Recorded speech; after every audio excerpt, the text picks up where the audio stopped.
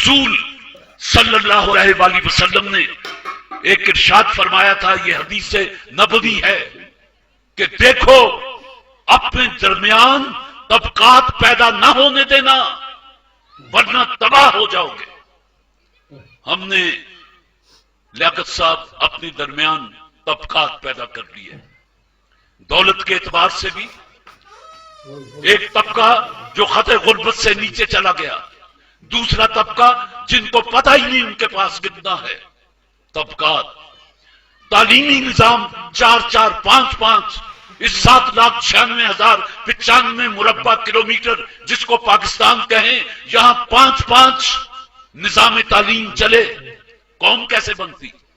وہ یگانگت کیسے آتی؟ وہ یکجہتی کیسے پیدا ہوتی؟ غریب کا بچہ کپڑوں والے سکول میں اور اس کو ڈیل کرنے والے قصائیوں جیسے چہرے والے ماسٹر، اور بعض ایچسن میں، برن ہال میں، جی سی میں، اور ادھر اسلامیہ اسکول، ادھر مولوی بیٹھا صرف قرآن اور حدیث ناظرہ پڑھا رہا ہے، ترجمہ نہیں بتا رہا، اس کو خود نہیں آتا۔ نتیجہ کیا ہوا؟ اقبال نے ہاں کیا بات کہی ہے کہ خرد نے کہہ بھی دیا لا الہ تو کیا حاصل، دل و نگاہ مسلمان نہیں تو کچھ بھی نہیں۔ یہ زبان سے لا الہ کہہ دینا، اقبال کہتا ہے کچھ نہیں، دل و نگاہ مسلمان نہیں تو کچھ بھی نہیں، تو جن کو پتہ ہی نہیں وہ کیا پڑھ رہے ہیں، تو اس سے زیادہ قرآن کی بے حرمتی آپ اور کیا کر سکتے ہیں کہ 5 وقت پڑھتے ہیں، کوئی پوچھے کیا پڑھ کے آیا ہے، آپ کہیں کہ یار قرآن پڑھ کے آیا ہوں۔ کیا پڑھا؟ قرآن میں کیا سمجھا، کیا پایا؟ ثواب۔ اس میں لکھا ہوا کیا ہے اللہ جانے، جی کتاب ہے وہ تو جانتا ہی ہے، اللہ جانے۔ پہلی بات یہ ہے کہ بچوں کو، یہ مجھے بڑی خوشی ہوئی، انگریزی آپ کا میڈیم ہے، چلیے بہت اچھا ہے، لیکن میں ایک غلط فہمی آپ کے ذہن سے نکال دوں کہ دنیا کے جدید علوم میں سے صرف 30% علوم ایسے ہیں جن کی وارث انگریزی زبان ہے۔ ایشیا کا کوئی ملک ایسا نہیں جس کی قومی زبان انگریزی ہو، لیکن 30% علوم ایسے ہیں جو انگریزی زبان میں ہیں، باقی جرمنی میں ہیں، فرینچ میں ہیں، چائنیز میں ہیں۔ آپ جرمنی میں جا کے انگریزی بولیں، وہ آپ کا منہ دیکھنے لگتا ہے جیسے ہمارا چک سینتی کا بندہ ایسے بندے کا افسر کا منہ دیکھے جو انگریزی بول رہا ہو، وہ اہم کر کے دیکھتا ہے کہ بول رہے ہیں۔ پتہ چلا کہ ابتدائی تعلیم بچے کو اس کی مادری زبان میں دی جانی چاہیے۔ یہ یو این او کا تھیسس ہے، میرا نہیں۔ بہرحال علم مومن کی گمشدہ میراث ہے۔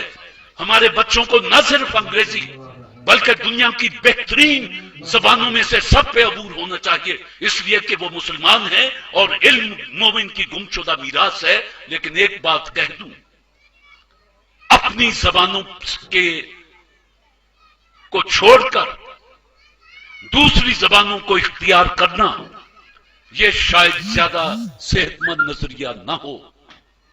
اپنے گھر کو صاف رکھیں، اس کے بعد پڑوسی کا بھی، اور اس سے آگے بھی، اور اس سے آگے بھی۔ ہر ملک کے ملک ماست کہ ملک خدا ماست، مسلمان کا نعرہ تو یہ ہے کہ دنیا کا ہر ملک جو ہے، آپ نظریاتی قوم ہیں، آپ کے لیے کوئی سرحد نہیں ہے۔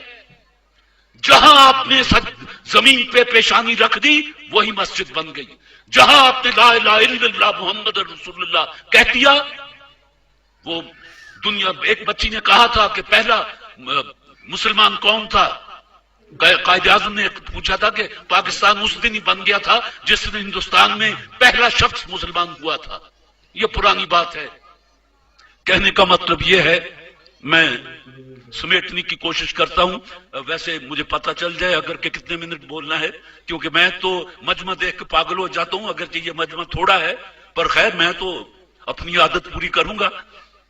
میں تو بول کے خوش ہوتا ہوں، حالانکہ ابھی لاہور پہنچنا ہے اور کل مجھے ملک سے باہر جانا ہے، لیکن بہرحال آیا ہوں تو کچھ نہ کچھ تو آپ سے لے کے اور کچھ دے کے ہی جاؤں گا نا۔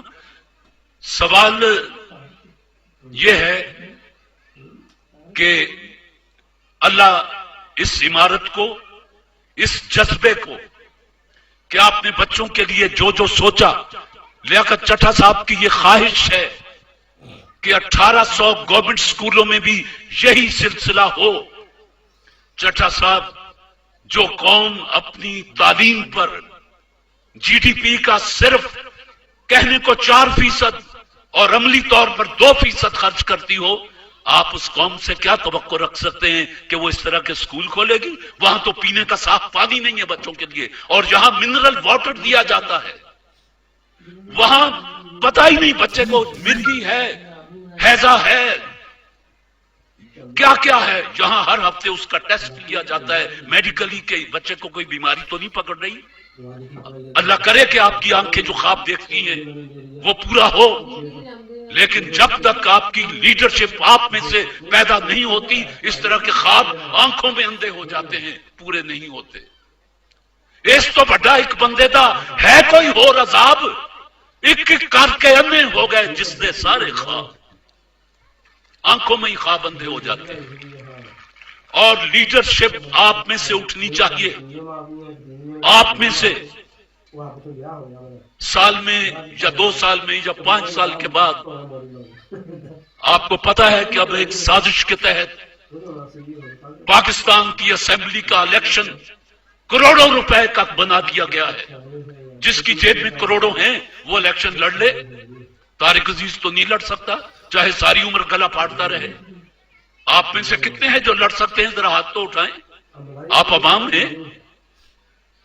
پتا چلا کہ ایک کلب ہے یاروں کا، جس میں سے 5 سال کے بعد یا جب بھی وقت آتا ہے آدھے ادھر آ جاتے ہیں، آدھے کرسیوں پہ بیٹھ جاتے ہیں اور یہ بے مغز باتوں پر شور مچاتے ہیں.